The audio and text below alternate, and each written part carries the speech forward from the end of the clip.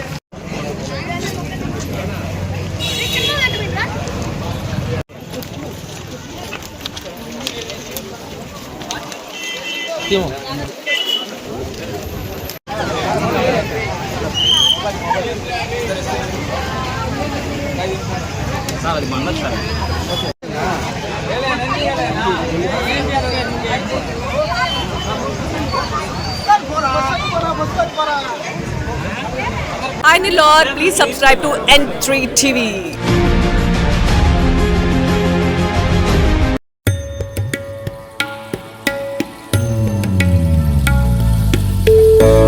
బ్రహ్మోత్సవ ఆహ్వానము.